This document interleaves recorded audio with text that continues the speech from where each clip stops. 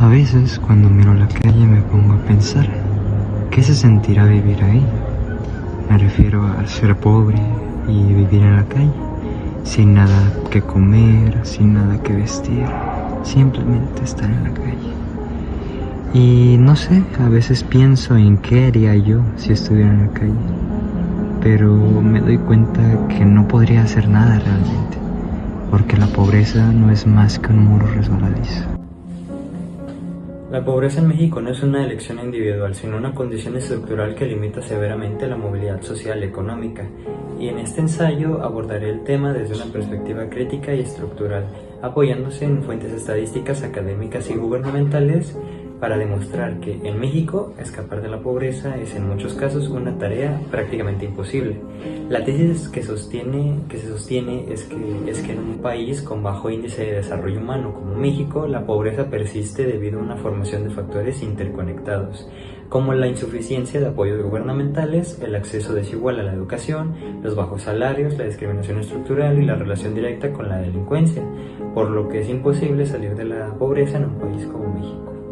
A pesar de los programas sociales existentes, la realidad económica y social del país impide que estos sean realmente efectivos. Muchas familias permanecen atrapadas en un ciclo de precariedad que se perpetúa generación tras generación.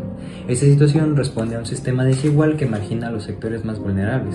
Analizando los factores mencionados con evidencia empírica y estudios especializados, se podrá observar cómo este sistema impide el ascenso social y mantiene a millones de mexicanos en condiciones de pobreza. Bueno, para empezar, la educación es gratuita, pero no es para todos. Es un hecho que en México la educación es pública y gratuita. Sin embargo, es sabido que los niños y adolescentes provenientes de familias en situación de pobreza no asisten regularmente a la escuela. Esto se debe principalmente a los costos indirectos que incluyen las inscripciones, uniformes, materiales escolares y otras barreras socioeconómicas y culturales. El trabajo de Loreto Salvador Benítez, Desarrollo, Educación y Pobreza en México, señala que el desarrollo implica acceso a beneficios básicos como educación, alimentos, servicios de salud, vivienda, empleo y una justa distribución de los ingresos. Con eso vamos a mi siguiente punto. Los apoyos del gobierno no son suficientes ni correctos.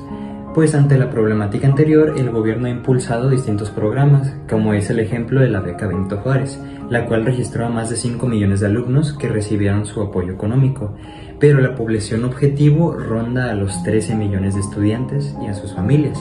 Esto significa que menos del 40% de la población necesitada fue beneficiada, dejando a millones sin el respaldo necesario para continuar sus estudios. Y eso nos lleva a mi siguiente punto. La población de tez morena gana menos. No es un secreto que en México existe una fuerte discriminación por etnia, raza, nivel socioeconómico o color de piel.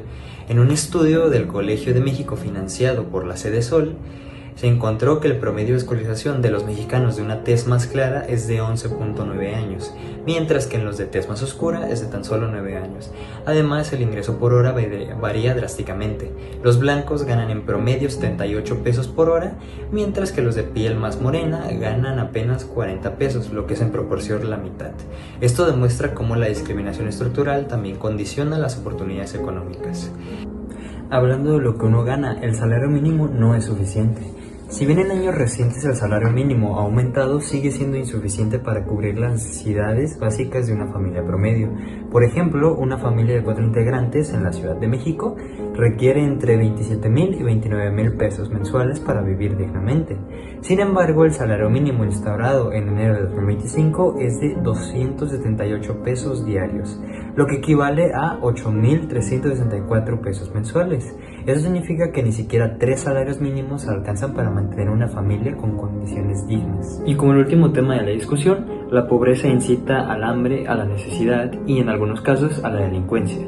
La pobreza genera carencias graves que, ante la falta de alternativas, empujan a las personas hacia la delincuencia. Factores como la desigualdad, la falta de oportunidades, la escasa movilidad social y la debilidad institucional abren paso a que muchos se integren al crimen organizado.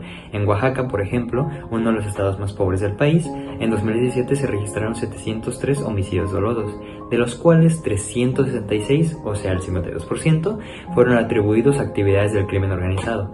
Estos datos ilustran el vínculo entre la marginación y la violencia, o lo que es lo mismo la pobreza y la violencia. En conclusión, la pobreza en México es una trampa estructural alimentada por un sistema que, aunque intenta aliviarla con políticas públicas, no ataca las raíces del problema. La educación, aun cuando es un derecho gratuito, no es accesible para todos. Los programas sociales no alcanzan para quienes más lo necesitan. Los bajos salarios, especialmente entre personas discriminadas por su color de piel, imposibilitan una vida digna.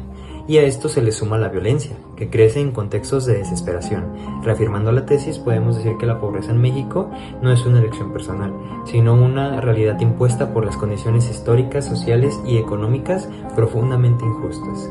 Solo con cambios estructurales y una redistribución equitativa de los recursos, así como una educación verdaderamente incluyente y un sistema económico justo, se podrá derribar ese muro resbaladizo que hoy impide salir de la pobreza.